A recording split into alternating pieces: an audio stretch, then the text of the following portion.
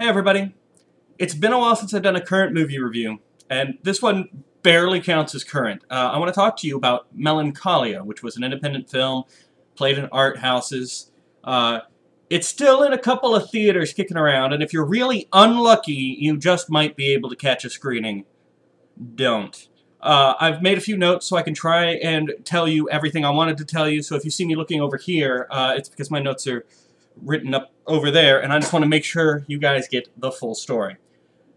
The plot of Melancholia is what really sold me in going to go see it, because the basic premise sounds really interesting. The basic premise is there's a girl with clinical, crippling depression. Simultaneously with this, as she's shutting down from her life, scientists notice a rogue planetoid that has been on the other side of the sun and is going to come crashing into the Earth, destroying all life.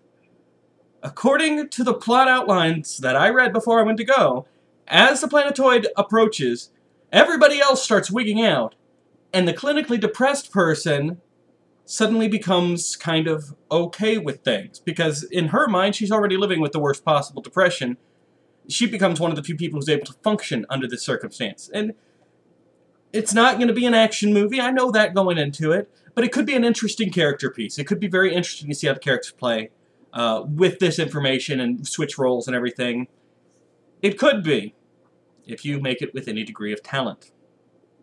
Problem one, and I don't plan on actually numbering all the problems, just the biggest problem by far is depression as a main character trait for your main character is very hard to show on screen without it just coming across as boring. Allow me to show you what a truly depressed person, clinically depressed person, does most of the time.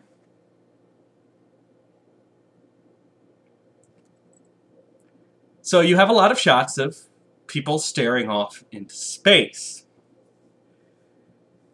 When you do that, when you fill your movie with just people staring, well, first you get Twilight Breaking Dawn, and you get this movie, and it's boring.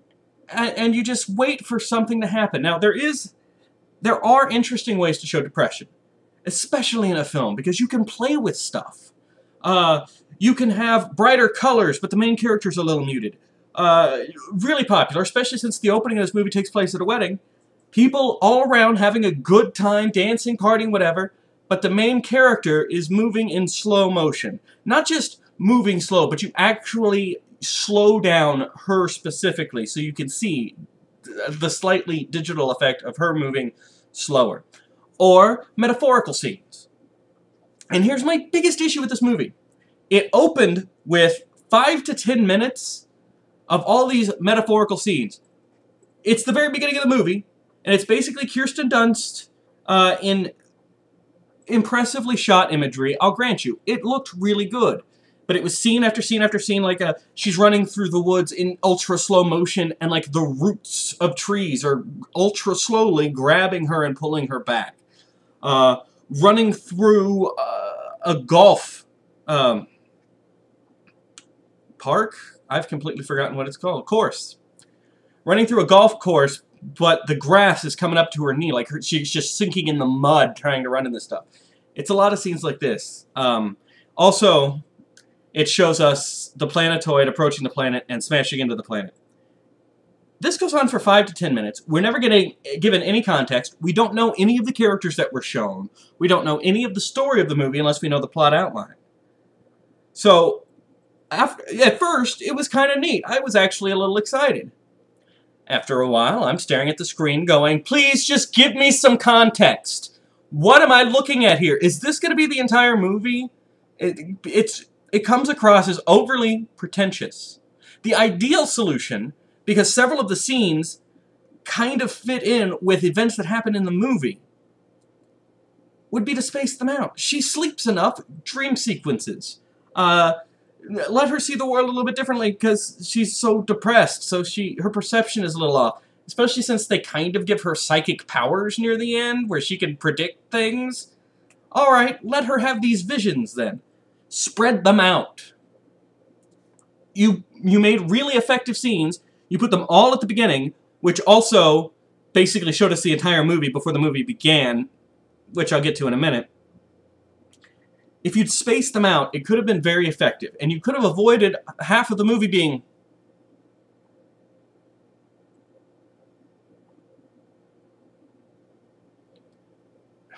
I'll give the actors this. The actors played emotion well. Depression is still boring to watch unless you're clever with it. Going back over to my notes. Okay, the camera work in this movie. It was almost all handheld. It was all very shaky in places where it didn't need to be shaky. Now, closer to the end as the planet's approaching, shaky's okay, but the whole thing is shaky, ultra tight. It's a lot of this. And it was never in focus.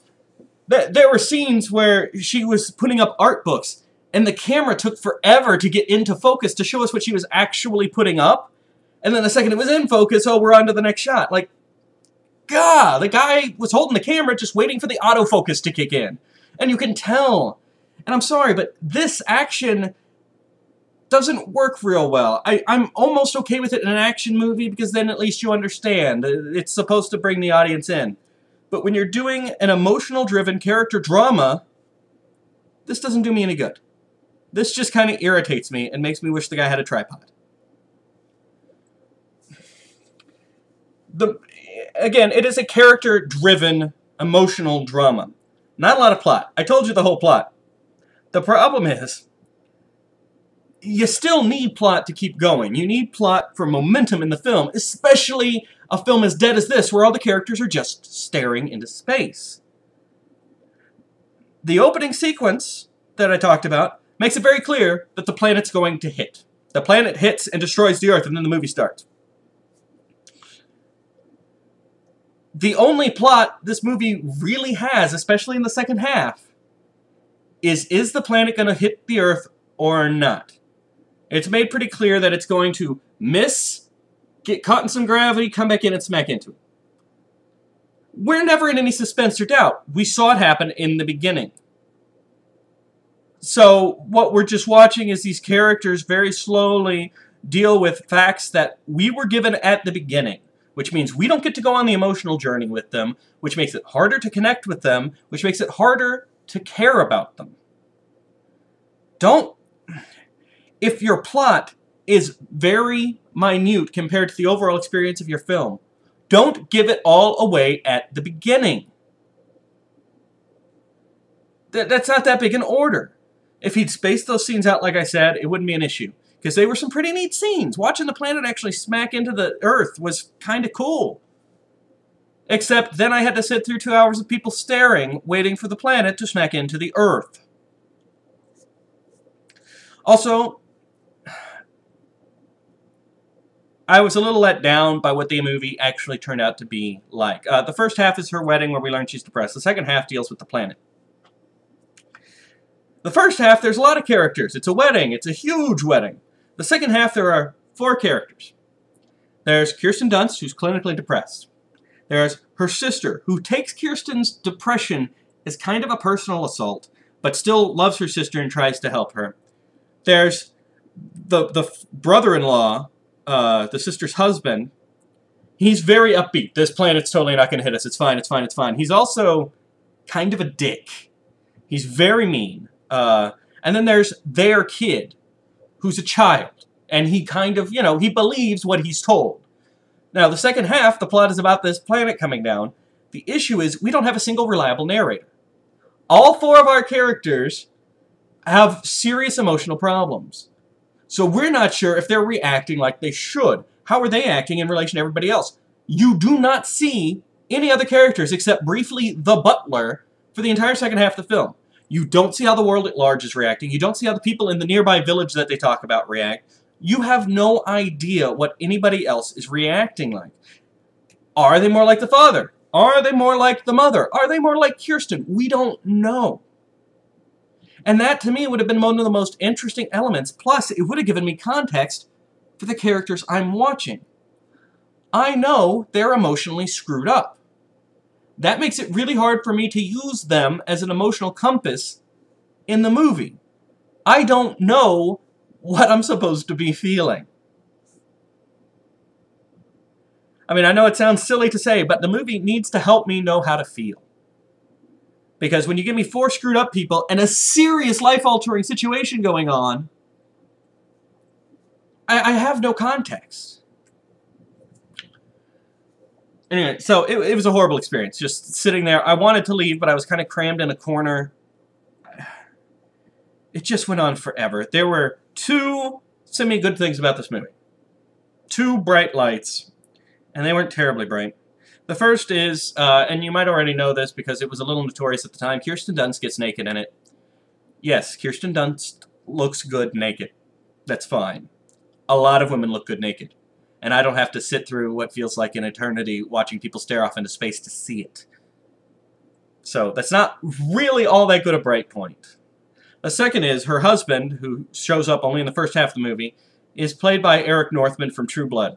So I got the added thrill of the entire time the wedding's going on and every time he gets his face close to hers. Because remember, camera's always like this. Camera is always right up in their mugs.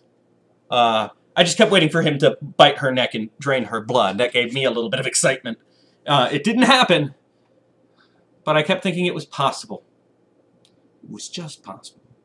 So in the final analysis, do not see this movie. I could WTF this movie to death. I don't think I'll ever want to see it again. I don't want to sit through it again. It's just not worth it. If you have a clinical need to see Kirsten Dunst naked, get a note from your doctor, go see this movie.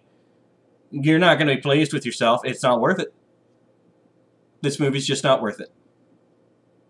That's the final summation. There's so many better things you can be doing with your time. You should go do some of them now. I'll see you guys later.